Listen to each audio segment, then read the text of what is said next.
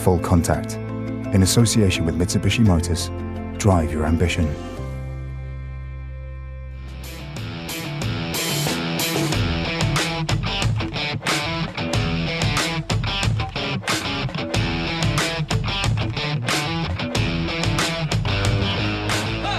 Hello and welcome to Brian Moore's Full Contact with the Telegraph and Mitsubishi Motors.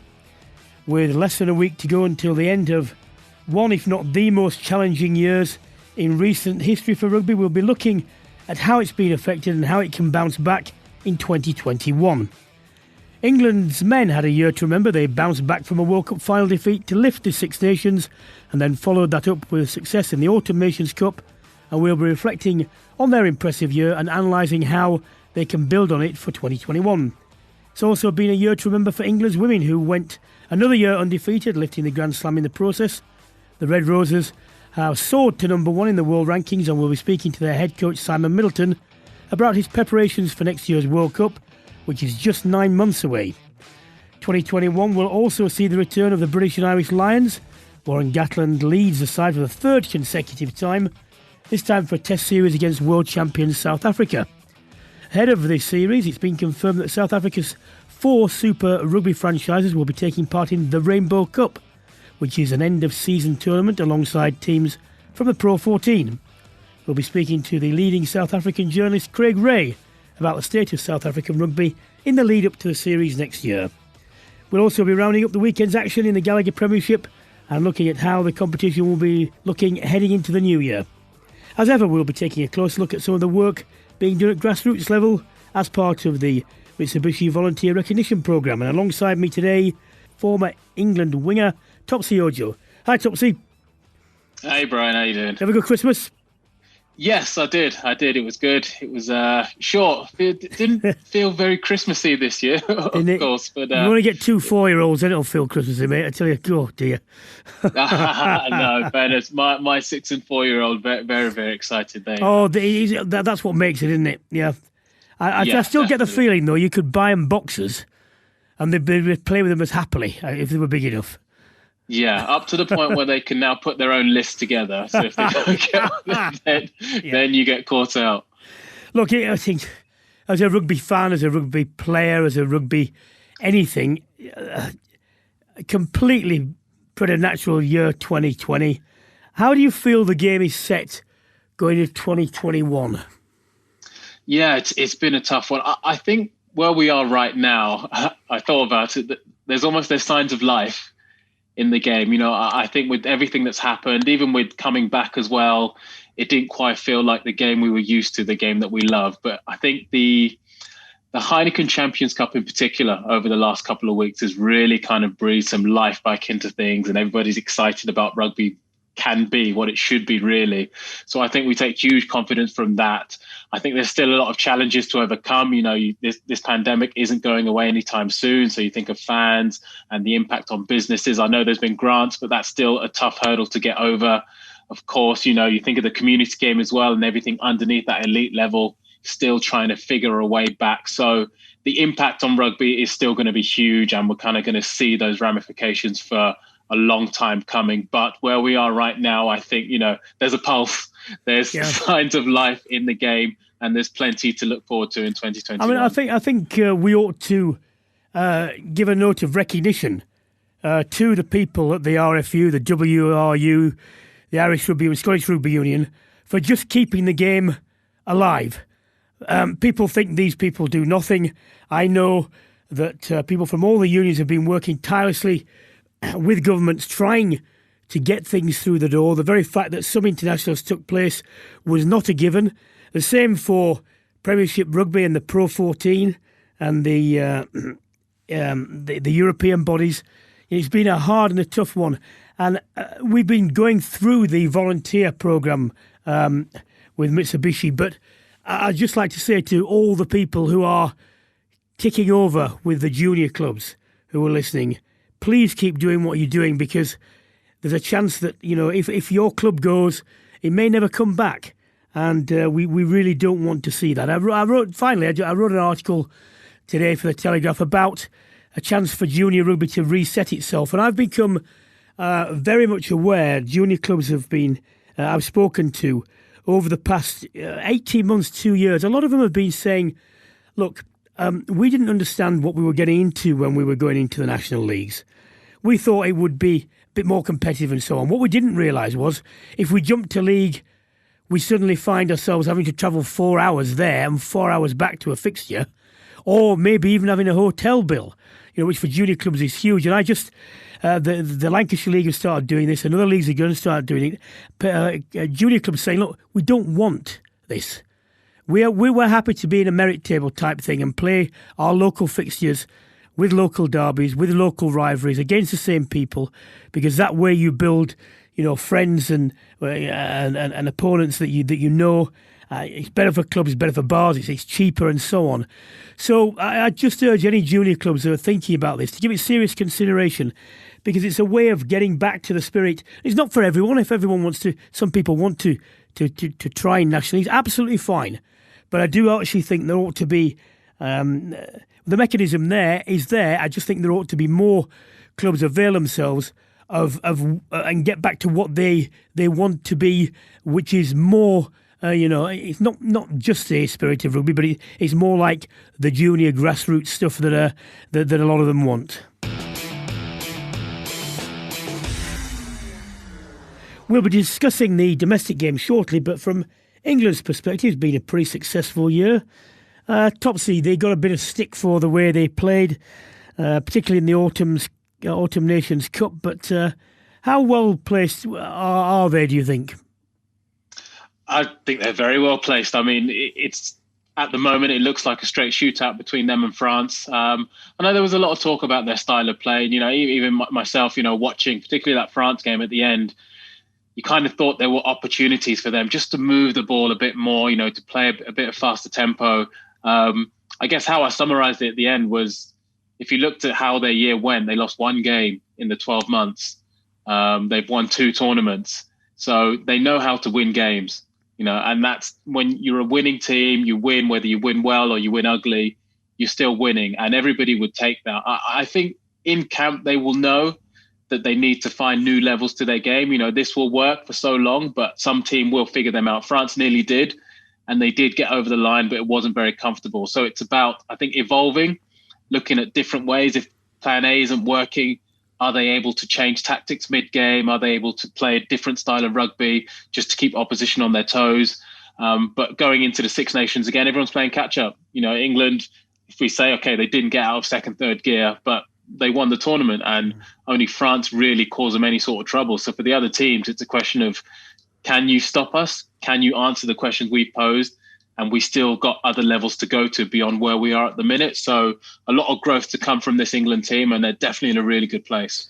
Well, there were standout performers. I mean, Johnny May, I was rewatching and doing a bit of research for this. I watched some of his tries from the Six Nations, and absolutely tremendous contributions from him. Mare Toji, of course. England are lucky they've got 2 very good hookers as well. Jamie George and Luke Cowan-Dickey are both outstanding players. Is there anyone else you'd note for mention? It was tricky. I mean, like I say, with the way it went, nobody... I mean, the guys you've mentioned, Mara was probably the one who was head and shoulders standout performer every single week, regardless of how the team went performance-wise. His performances were 9 and 10 out of 10 every single time. I was very pleased to see Jack Willis get his shot. I think, if you look at him being picked a couple of years ago, getting injured, working his way back to fitness, player of the season, Premiership player of the season, and then taking his opportunity as well. He's in a really good place now in a very competitive back row. I was quite pleased with Billy Vunipola as well. Again, another one that's had a bit of a spotlight on him and his form and his fitness. And I think, everyone's expecting him to be barnstorming every single game. And he's right. He said it himself. He gets targeted a lot more. But if he only makes a couple of meters and he takes out 3 players, he's creating space for somewhere else. He's still doing damage. And I think he's just quietly going about his work now. So those guys, yeah, definitely. I think, they just re-established themselves as key cogs within Eddie's team. Well, since we last spoke, England have seen their draw. They're in a pool with Argentina and Japan for 2023. general consensus that's a favourable draw, not just because of the group itself, but, where they came, in who plays who, presuming that they make first or second in the group. Yeah, I think if you if you looked at it and looked at rankings, look at progression through the tournament, you would say definitely favourable. I would imagine that they'll be very aware of what Argentina have just done to New Zealand and what Japan have done in the previous 2 World Cups. So by all means, in terms of, I guess, rankings and tournament, yeah, it looks good. But those are some really, really hard games to get through. And it only takes one slip up and all of a sudden you're qualifying second and you've got a much more difficult route through to the final. So good on paper, but a lot of work to be done.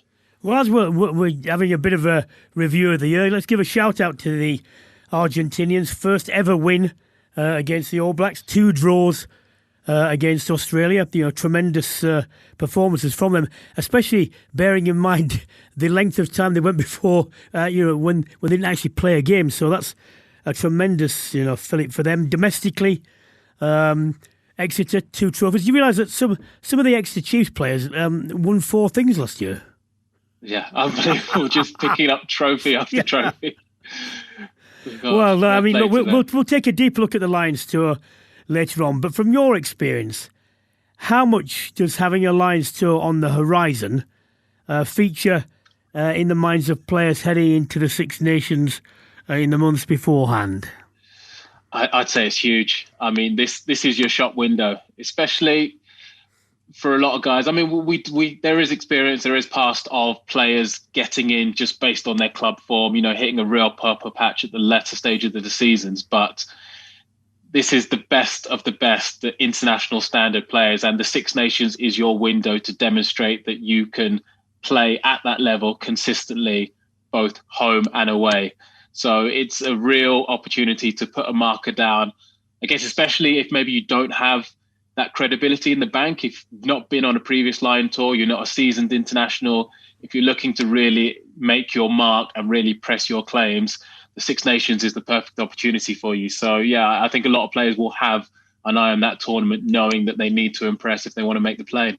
Well, of course, the PR answer for players, and which is what they'll all come out with, is no, I have no idea about this. I just have to play the game that's in front of me and everything will take care of itself. Because I tell you, from a player's point of view, when you've got your opposite number, who's up there, you're number 1, he's number 2, or you're around there, it's that bit extra. There definitely is. I don't care what they say. Oh, no, you're right, 100%. I think they will say all the right things in the media and in the press because a lot of the build-up will focus on the Lions and those battles and those matchups. But, once they're on the pitch, it's man v man. You've got my shirt almost, and I'm taking it off you. So expect a lot of those subplots to evolve through the tour. I mean, it makes it more exciting. Absolutely. We don't know. We don't know if we're going to have fans in there again. Fingers crossed we might have something, but I guess plans will be that they're not there. So we need kind of these little subplots, these dramas unfolding, and the battle for Lion shirts is huge. It's near top of the list. I mean, if it goes ahead, but it doesn't have crowds, I can see the merit in it. I understand that the economic imperative will still be there because the Lions is hugely successful in terms of sponsorship and the thing it brings. But of all the rugby experiences, this is the one that relies, in my opinion, on the support that's given because of the amalgam of nations and all sorts of things. People coming together and it going well, people falling out and it not going well, and so on and so on. And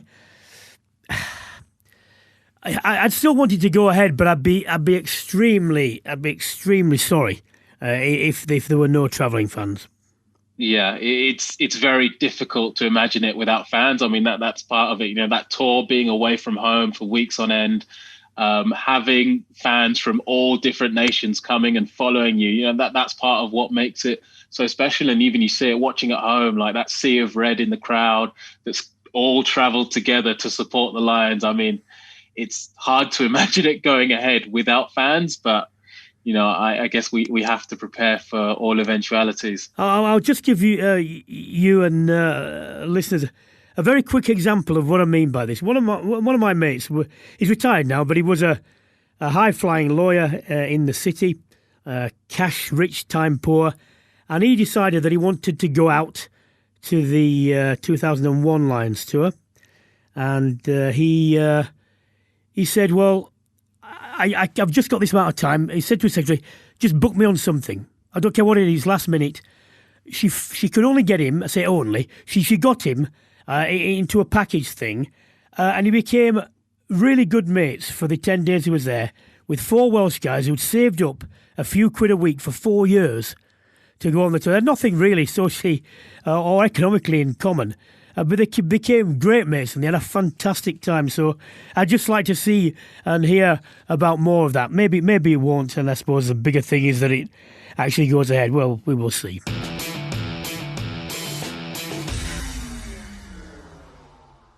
Well, South Africa's 4 Super Rugby franchises are to take part in an end-of-season tournament with teams from the Pro 14 called the Rainbow Cup from mid-April. If it sounds like another wacky initiative, it probably is, but who knows? Because sometimes these come off. Why don't we speak to someone who does know? It's Craig Ray, sports editor for Daily Maverick in South Africa, who joins us now. Hello, Craig. Hi, Brian. How are you? All right, mate. Look, whenever a tournament wants to expand, whether it seems to be the Northern Hemisphere or Southern Hemisphere, South African sides are always mentioned as these who are coming in. There's going to be a new format and Sanzara for this initiative and that initiative. Would I be wrong in saying that this is another one of the, or is there much more substance to this? I think there's more substance to this one. I think the previous incarnation with the Cheetahs and the Kings going into Pro 14 was really South Africa trying to fix a problem in terms of trying to find somewhere for the Cheetahs and the Kings to play, and Pro 14 offered that solution. This time around, it's a far more strategic, long-term plan to align with the Northern Hemisphere and take a big step away from the SANZAR alliance. With South Africa's best teams available.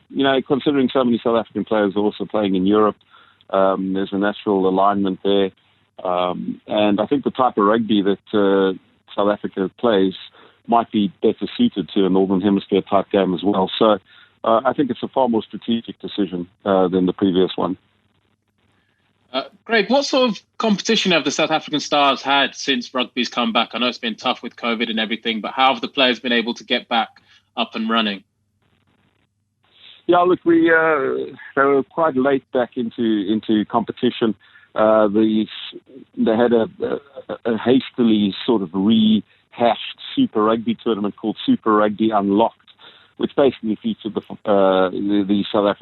four South African franchises plus the Cheetahs in a round robin format to declare a Super Rugby champion in South Africa. That was really just to feed the beast that is TV.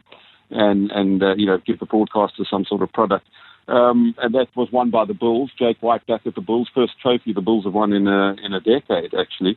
Not that we could read too much into that, but the Bulls were actually quite good under Jake White in that tournament. And there's it took a little while to get going. The players had a hard lockdown, and there wasn't a lot of time before they were on the field playing. And that's now that ended, and that's now been replaced by the Currie Cup, which you all know, and it's the first time in the 129-year history of the Currie Cup that it's being played through the height of summer. You could have a final being played in 40-degree heat. It's ludicrous, but everything in this year has been ludicrous in many ways, and again, it goes down to keeping the players active and also keeping the broadcasters and the sponsors happy where you can.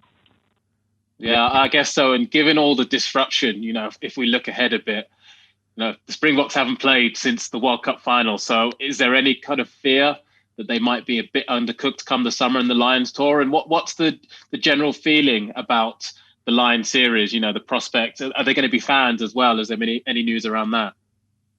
Well, first of all, I think I've actually written a piece for one of your publications over there coming out soon, and the Lions Tour is vital to the South African economy, rugby economy. The Lions Tour has to go ahead.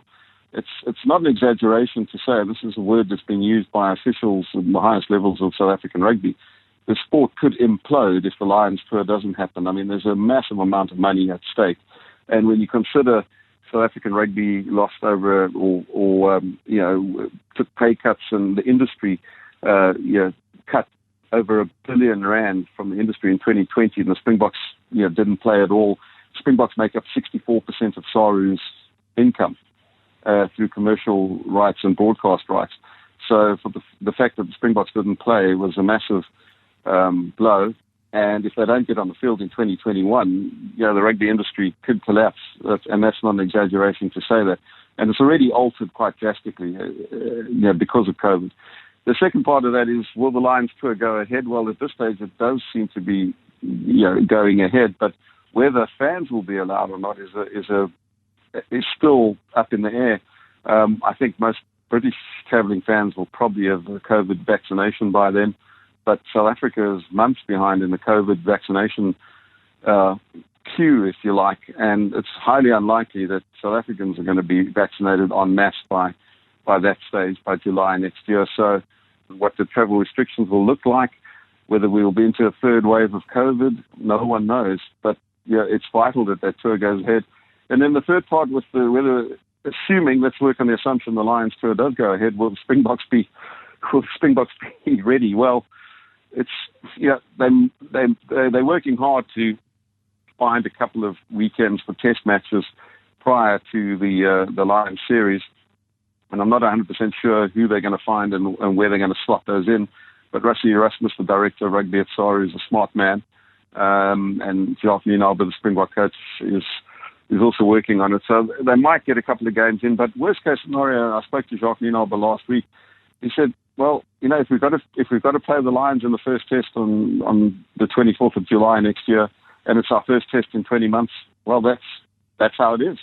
Those are the cards we've been dealt. There's no point in crying about it. If that's the reality we face, that's the reality we face, and we've just got to get on with it. One thing you did mention, and I think this is true, the Springboks didn't play this year, so they had no chance to kick on, but they wouldn't really have kicked on from November 2019 in July 2020. They would have almost been starting again. The type of rugby they played in the knockout stages of the World Cup in 2019 probably wouldn't be the type of rugby and the style of rugby they would have looked to play in July of 2020. What they have missed out on, of course, is opportunities to give players experience at test level and to continue giving established players more tests under the belt. So they've lost a lot of time in terms of gaining experience. But when it comes to the Springboks, they're never together for the first 6 months of the year anyway. So they will be a little undercooked, but I don't think that will be the biggest issue with them. It's probably about more important that South African players are on the field in whatever competitions, the Rainbow Cup and some domestic competitions, actually playing. So that when the Lions do arrive, they will at least be battle-hardened in terms of playing rugby. Just finally, before you go, Craig, what could you tell me about the story surrounding the CEO of SARU, Yuri Roo, who, ordered to repay $1.8 million to a former employer? People saying he should resign. What the hell's been going on? Well, Brian, you're a lawyer, and maybe you can help me with this one because I've actually been going through the judgment, and I'm just a simple rugby writer, so legal judgments are sometimes quite tricky. But it's about allegedly it was an arbitration, so it wasn't a court case between Stellenbosch University, known as Marties, and Yuri Roo, who was the chief financial officer of the rugby club at Marties between 2002 and 2010. And he's been found by this arbitrator to have misappropriated funds that were channeled from 4 cost centres to the rugby club and other portions, and not in the correct way, other sections of the rugby club. Now, reading this judgment, I'm battling to understand why he's got to pay the money back, because it doesn't appear that he's pocketed any of the money according to this judgment. It's just that money was allocated from cost centres to another cost centre that wasn't signed off by some sort of senior accountant. So it's quite a complex financial case. I will probably need to go into. But, it's quite curious that, Stellenbosch University, this is something that happened 18 odd years ago. It started happening according to this judgment. And that's only been to arbitration. It hasn't been to court. Now, why would you pay money back if you haven't actually taken the money? So bottom line is it's not a good Uriru. But on the other hand, I would say Uriru's done a great job in navigating South African rugby through these COVID times. I mean, the industry could well have collapsed if there wasn't some decisive leadership. So I think he's shown his worth as a leader, certainly from a South African rugby point of view, but he does have this cloud of this Stellenbosch University judgment hanging over him. He is going to appeal it, by the way. Oh, I'm glad you cleared that up, because from the outside, initially it sounds like fraud, doesn't it? But we're not talking. It doesn't seem we're talking, about that. We're talking malfeasance in administration at best. So anyway, keep us up to date with that. I'll do my best, Brian. let's hope we can get together when the Lions come over. It'd be great to do that. Great, yeah. We'll chat then. Let's hope they make it. Yes, absolutely. Thank you very much. Craig Gray, sports editor for the Daily Maverick in South Africa. Topsy, we spoke to Sean O'Brien a little earlier in this series, and he suggested that Maro Itoje would be a standout pick as captain for the Lions. Other people have been disagreeing. Is it too far out to make a pick? And if so, why? If not, who would you pick? I mean, I'd say Maro is definitely in the mix, just on the basis of, if you look at the 4 home nations captains, I guess, who were named for the Autumn Nations Cup, are any of them automatic picks for the test team? I mean, Owen Farrell would probably be the closest one, I would say. So his would probably be the other name I would put in the mix at the moment. If I think about how Gatland would probably want to play the game as well, I mean, I don't know, I'm guessing, but on previous form. Well, I mean, Hogg would be in the mix, but I've never been a fan of captains at fullback. Yeah, there is that. And I mean, I'm a big Liam Williams fan as well. I mean, Hogg is test quality. We know that. But, I think there's competition there.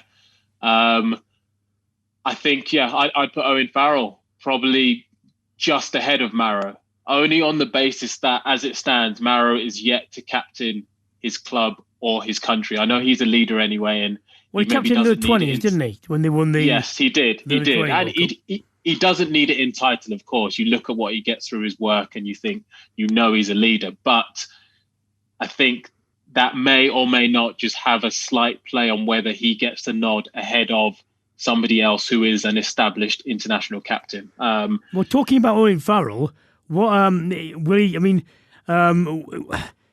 is Gatland likely to have a wild card streak with choosing Finn Russell? And if that were the case, what do you see the test positions shaking out as? I would love to see. It's the great thing about Lions, isn't it? You could just talk about it endlessly. I know you can, like the combination too. It's picking your fantasy team, isn't it? I mean, Finn is just capable of magic. He's capable of playing the game differently to any of the other fly halves.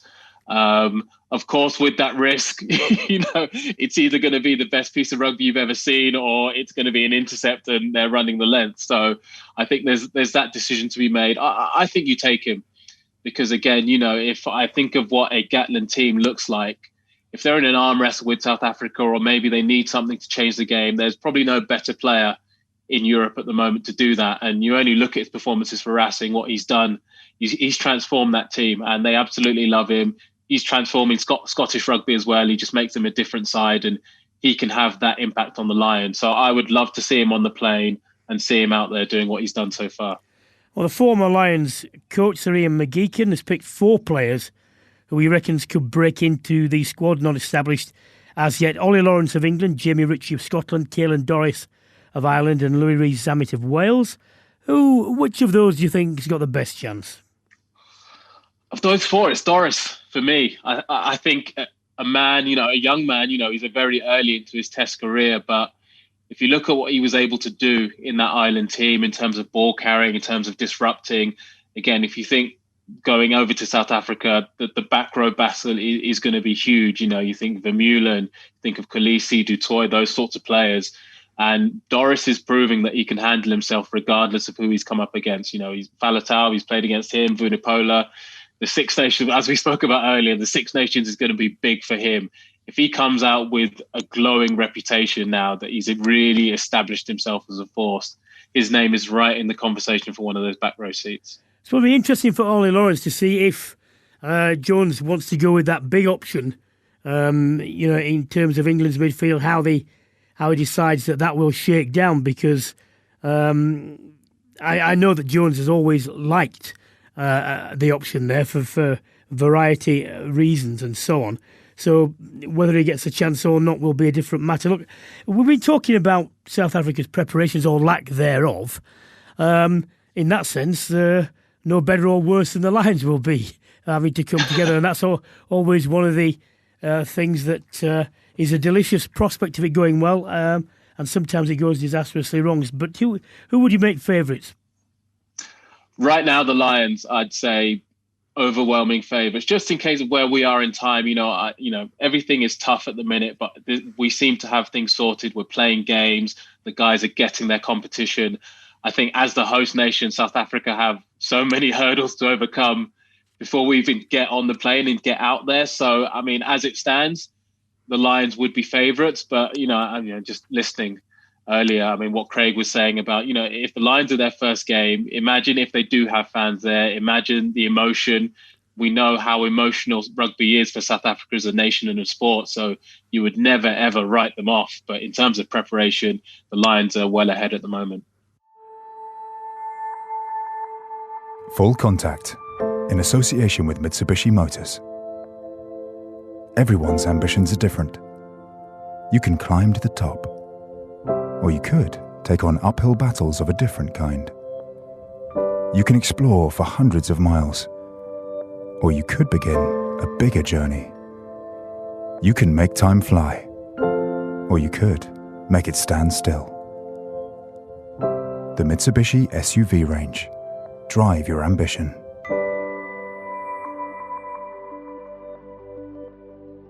In partnership with England Rugby, Mitsubishi Motors runs a volunteer recognition programme to provide the rugby community with opportunities to recognise and reward the volunteers who are the heartbeat of the game. Throughout the autumn and winter, in association with Mitsubishi, I've been chatting to a selection of rugby volunteers to hear their stories and to shine a light on the brilliant work they've been doing in these most challenging of times. For our 10th and final edition, we're going to interview Kirsten Flower from the RFU National Youth Council, and she's also on the Diversity and Inclusion Working Group. Hello, Kirsten. Hi, Brian. How are you doing? OK, now then, to people of a certain age, and by the way, I'm not one of them. I am of a certain age, but I'm not one of these people. When you say things like National Youth Council and diversion and diversity and inclusion, their eyes roll. Oh, God, why do we need these? Why do we need an RFU National Youth Council? I think we certainly need a youth council because youths are the future of rugby.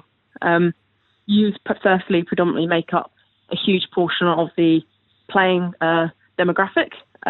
Obviously 16 to 24-year-olds is a massive demographic of rugby. Also, youths will be the future of rugby in terms of coaching, refereeing, being part of the governance structures of rugby. So if we don't invest in youth, we won't have, future leaders of the game. I absolutely agree. I say that to people at my old boys club. Stop moaning, because these people are going to take on the roles that you've taken on, for so many years. Look, what the aim of the council and the role, what does it actually do? What do you do? What does it do? So we're basically a voluntary consultative body. And so we represent the 16 to 25-year-old age group. And so basically we, as members of the Youth Council, are in that age group. I'm 22. And so we work with many RFU sectors across the game. And we essentially aim to provide insight into the youth perspective and to ensure that young people are actually involved in the decision-making process of the game. So it's about getting young people to make decisions about the game, which they are actually heavily involved in. I've got a 19-year-old, a 13-year-old and 2 4-year-old daughters. And they're the way they say and approach things, the way they read things, the way they consume things is very different to me. I don't think in the end the substance of what we believe and all is that different, but it does mean things to them because they are used to it being expressed in certain ways, therefore marketing, therefore the message you send out and so on for that age group. You know, I would say, because the natural assumption is everyone thinks like me, but they don't. Yeah. You know, and it's important that these things are relayed in that way. So is it partly that? Yes, essentially. I think it's essential that we have youth voice in rugby because we are such a big part of the playing proportion. But it's exactly, you hit the nail on the head, that how you think is going to be completely different to how I think. And your experience of rugby is completely different to mine. And so obviously you're a great hooker and I'm a hooker, and your experience of the game is probably far different from mine. And so, yeah, it's about seeing what young people think in terms of how we think, and then comparing that to perhaps people who are involved in the governance of the RFU and saying, where's that gap there and what can we add from our opinion? Yeah, which is so funny. People of my age and even older always saying, what we need is more money, we need this, we need that. But they're not willing to listen to how you get there. Yeah. Tell us a bit more about the diversity and inclusion working group, because you're part of that. What's the aim and what's your role? So basically, the Diversity and Inclusion Working Group has been around for a few years. And so they've essentially been put in place by the RFU and the council to look at how we can create more diversity within RFU, within the game, and how we can include these people within the governance structures of the game. And so essentially from these few years, they've looked at how we can do that, and we developed 10 recommendations, which are now in action to actually start getting things going, actually to creating a more diverse game, basically. Could you just give us an example, one or two of them? Because I haven't got them in front of me. Okay, one of the recommendations? Yeah. Okay, so my recommendation, for example, is I'm obviously on the National Youth Council, and so we found that Youth Council isn't really involved with anything decision-making wise. So one of the recommendations is to make sure us as a Youth Council sit in on the council's meetings, that council members sit in on our meetings and we have a good relationship there. But other recommendations look at the working practices and recruitment and things like that of council, to look at perhaps why the council isn't as diverse as it should be. Kirsten, you must have the patience of a saint, because anything that I've had to do with council and the council and what have you, it's driven me to distraction. It just made me want to stand up and shout and swear. There are some amazing people in the council who are so open-minded that we work with, but also there are people like you probably witnessed in the club game. There are people that I've witnessed as a referee, that people that have very strong opinions aren't willing to listen. But essentially this working group has been made by the council.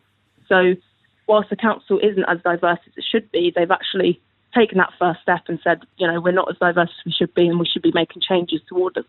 Because the more people you appeal to, the more people you have in the sport, and that's what we all want. And by the way, the old ways have come to a stall now. We've done as much as we can, I believe. We should carry on doing it and trying, with men, with boys and whatever. The future of the game, to actually grow it, is with girls, is with minorities and so on. And if people don't understand that, then frankly, they're not looking at the evidence, are they? Oh, absolutely. You see rugby at the elite level. England rugby would not, our national team would not be as great as it is if we didn't have fantastic players like Ellis Genge, Sinclair, and all these people that, choose to play for England. Yeah. England's a fantastic, country for diversity, and rugby does reflect that. And so, I absolutely love rugby, and I want it to be accessible for everyone, because playing with a rugby team and playing with a team full of random people is, the best part of rugby. How has the pandemic affected all this? How have you managed to cope with that and all these responsibilities? The pandemic it's got its pros and its cons, really. Obviously, I've had some major setbacks with, like most people, having to work online and remotely and through Zoom calls and things. And that's been quite challenging, because you don't get to develop the report that you would do. But also, it has had some advantages in that, with Zoom calls, usually you'd have to, go to Twickenham for a meeting. but now I can just hop on a call and we get far more work done, practically. Absolutely, and I think that's the way forward anyway. The number of times you actually need to meet is probably rather fewer than people think. Just finally, is it as simple as this for your why you do all this, why you take all this time, why you do jobs which, frankly, some of us haven't got the patience for? Just love the game. Yeah, I do it because I as a ref, for example, when I come off the pitch, there are so many fantastic people that I can meet in the bar and have a chat with. And so whilst, on the pitch they might not be the nicest people, off the pitch they're fantastic. Rugby's just given me such a good family, and I just want to keep, learning and growing. And when I became a referee, and now I'm looking at, should I become a coach? What do they call you? Do they call you mum or madam or sir or what? I tell them to call me sir. I don't really care too much about the semantics of ma'am. I've had someone call me mum, and then they were like Miss Mom, and I think it confuses it a bit too much. Fair enough. Look, please keep doing what you're doing. God knows we need people who can stomach committee meetings and council meetings and so on. You're a special breed. In fact, I've found with all the Mitsubishi Motors volunteers, they've been absolutely exemplary in whatever they've done. And, I can't say enough. The people who've kept rugby running, just standing still through the pandemic, deserve a great deal of credit. You're one of them. Let's hope that your work with the RFU National Youth Council and the Diversity and Inclusion Working Group comes to the fruition that we both believe and want and know it should be. Thank you very much. Absolutely. Thank you very much, Brian. Thank you. Bye-bye. Bye. Well, throughout the series, we've heard some amazing stories from some truly inspirational individuals, and this has been one of the best parts of the podcast, this particular run. And thank you very much for the initiative of Mitsubishi Motors, because the volunteer recognition program really does give a little pat on the back to people whose work goes largely unseen, ignored. There's such a lot of ignorance, especially if you're on social media, about what people do and don't do in our game. And when you actually hear it from the people who are at the sharp end, it is really very humbling. As we head into 2021, Mitsubishi Motors will continue to show their support to volunteers through their Mitsubishi Motors Volunteer Recognition Programme and by hosting the Volunteer of the Year Awards 2020 and 2021.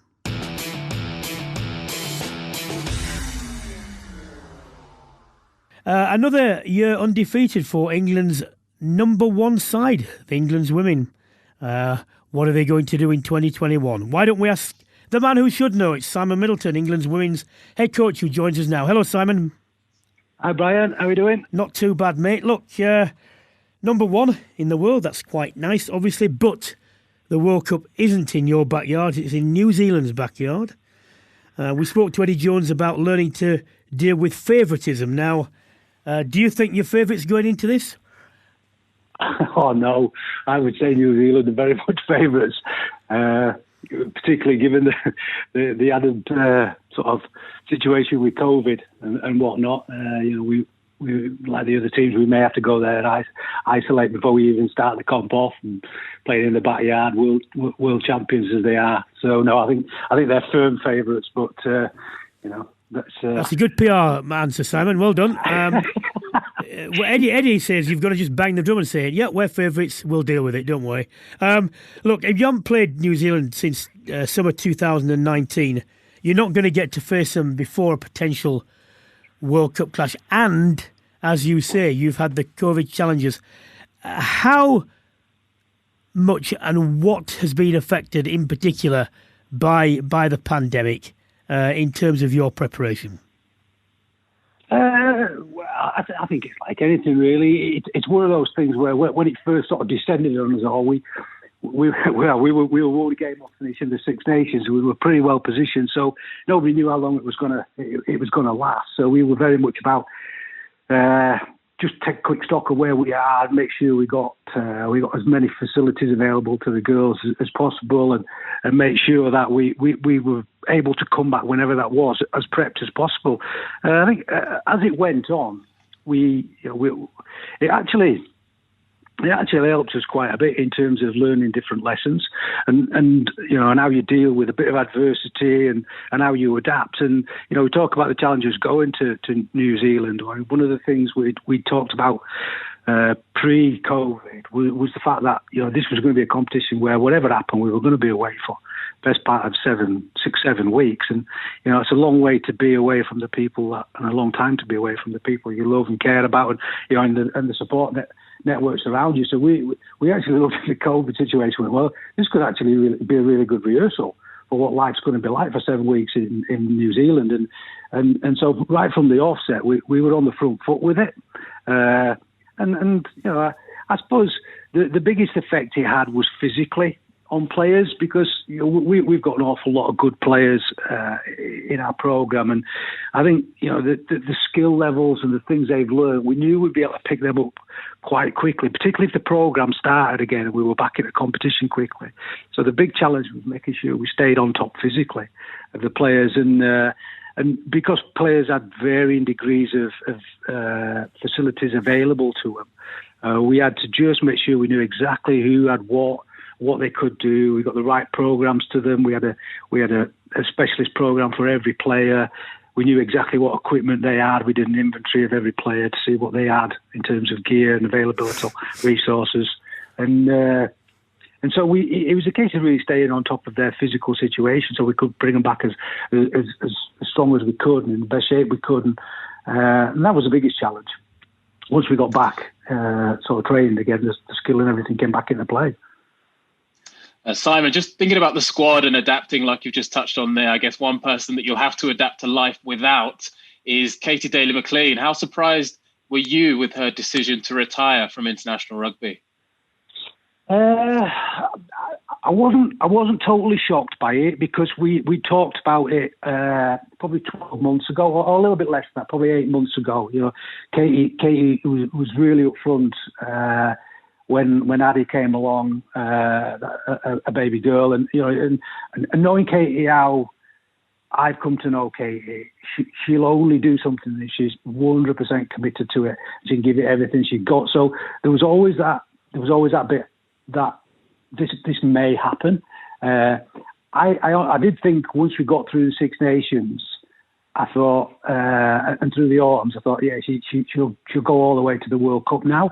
But she had a real clear picture about what she wanted to do, and she was, when we spoke, she was as honest as she's ever been about where she saw herself and what the impact that would have on the programme. And she just, she said, look, I'm going to step down from international rugby. So I was a little bit surprised, but I wasn't shocked. Simon, one of the things that I felt I saw, in past clashes against New Zealand, was that their halfbacks, I wouldn't say had a total edge, but seemed to have a slight edge in terms of the quality and the length of their kicking, certainly from hand, and that their front five, were very powerful. And those two areas are crucial. How are you shaping up relative to them, in those particular aspects? Well, I think front five wise, they're New Zealand, because they're very different sides to us. I mean, they're hugely physical in terms of they've got some very big players. They've got some 120 kg players, which we can't even get close to. So we have to adapt our game accordingly. Now, our front five are very mobile.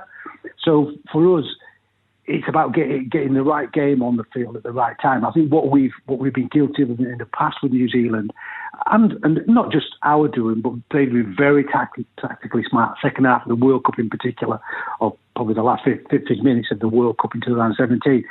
If they get the ball on their terms, it's very difficult to get it off them. And if they shorten their game up, it's very difficult to get the ball off them. So we have to play a game that suits us in terms of mobility, getting around the field, but also in terms of being able to look after the ball and not give them too much possession. So I think the front five thing, I think technically, there's I would back us against any squad in the world, and that certainly includes New Zealand.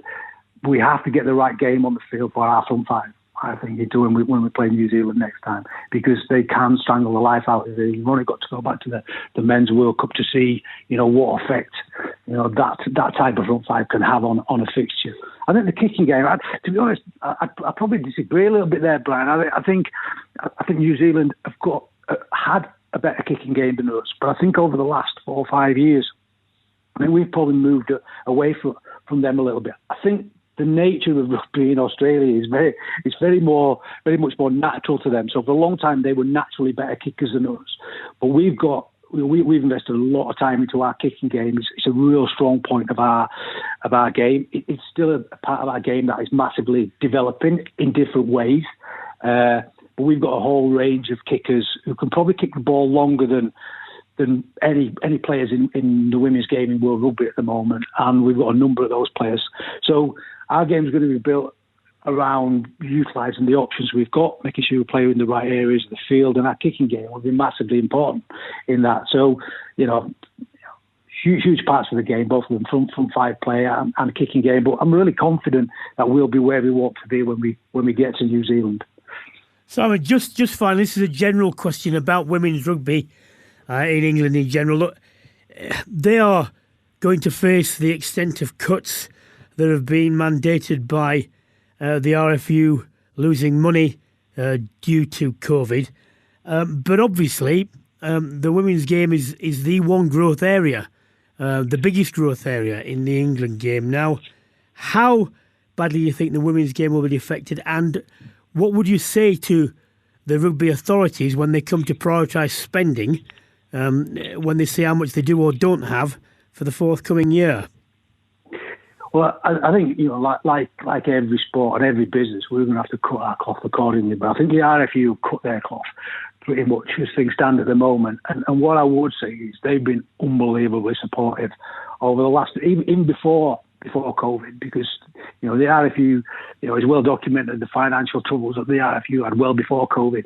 But at a time when we were making people redundant, the RFU still invested in 28 contracts in the women's game, and rightly so. But they recognised, their responsibility, and also, I think the huge value that the women's game has and the place it has within the RFU and within our sporting heritage as such, I think. So I'm really confident that the RFU will continue to back us prudently but appropriately over the course of the next year and well beyond. Whenever we talk about the women's game, it's always about longevity. It's not about what we're going to do just next year. It's about what we're going to do to keep growing the game and moving the game forward. So I think the RFU have been massively supportive of the women's game, and that's been reflected in hopefully in the success we've had over certainly over the last 18 months, 2 years, and will continue to be reflected hopefully as we go through 2021, because ultimately we know the responsibility we've got, and we're going to be doing our very best in New Zealand to make sure we deliver on that. Well, I was going to wish you well in New Zealand. I won't. I'll tell you why, because I'm sure I want to speak to you before you go. So I wish you well nearer the time. But it's great to speak to you yet again. Simon Middleton, England's women's head coach. Thank you. Cheers, Brian. Turning to the Gallagher Premiership, another win for the defending champions Exeter. Beat Gloucester. Can't see at the moment anyone getting, well, not getting near them, but they're still quite heavy favourites for me to repeat the success of last year. Yeah, they are just picked up where they left off. Just this machine now that is just rumbling and rumbling.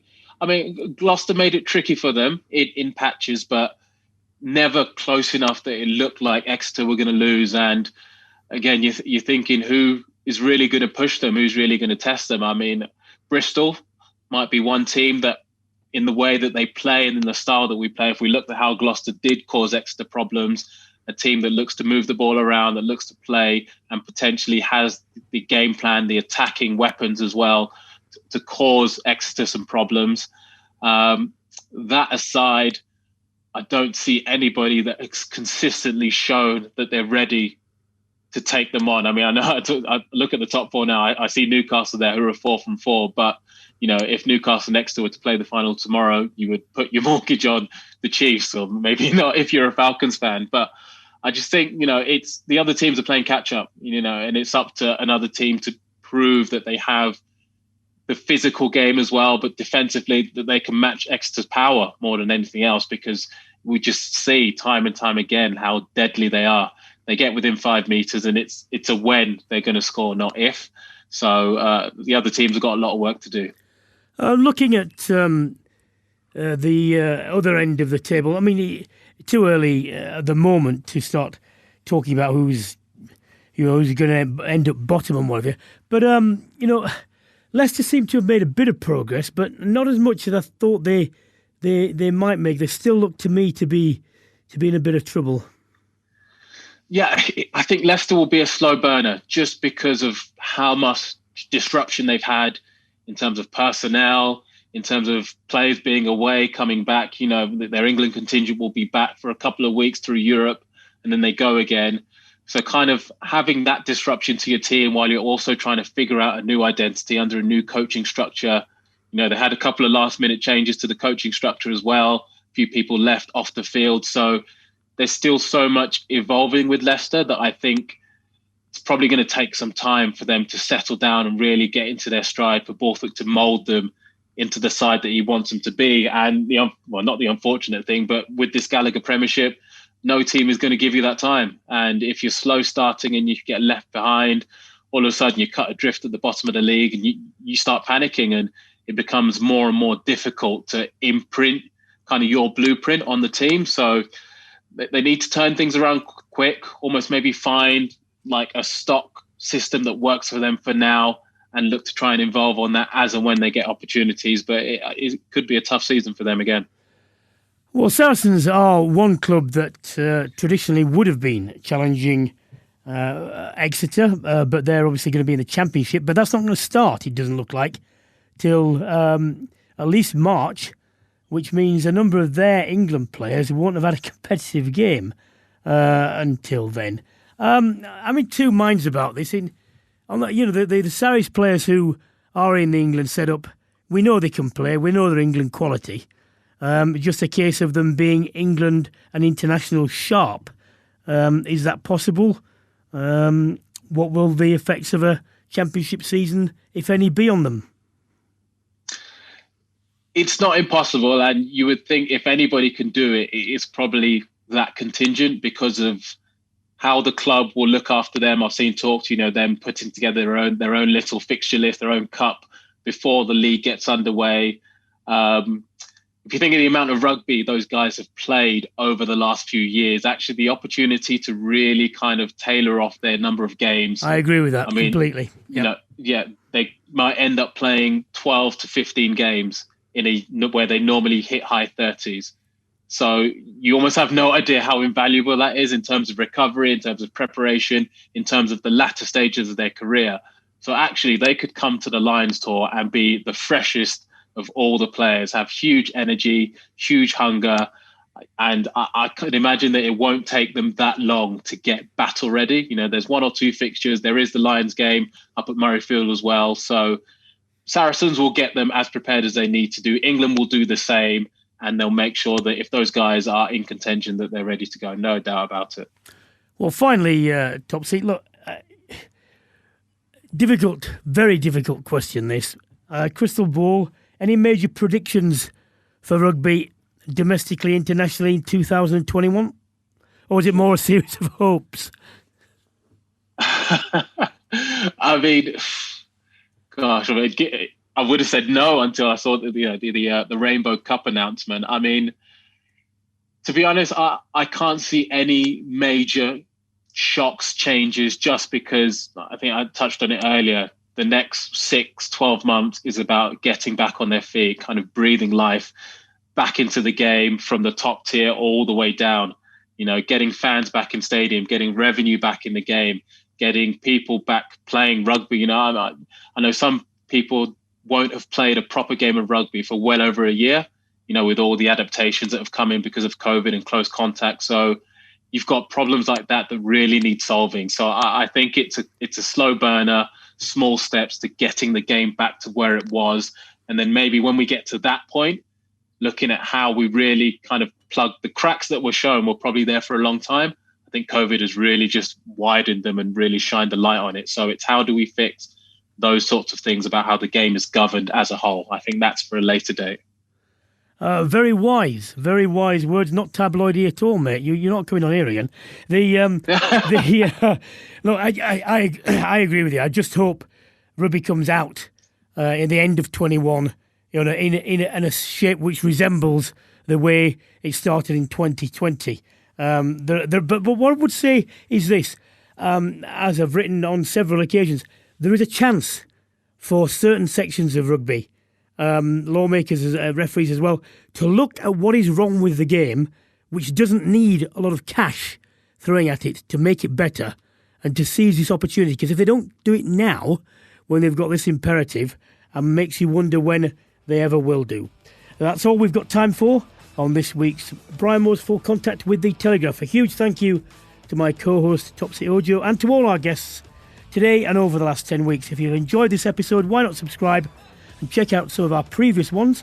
And to stay up to date on all things sport, head to the telegraph.co.uk/contact, where listeners can get 30 days access to all the Telegraph's premium sports coverage completely free. We'll be taking a short break just before our return for the Six Nations of next year. So until then, have a very happy and safe New Year. For now, goodbye.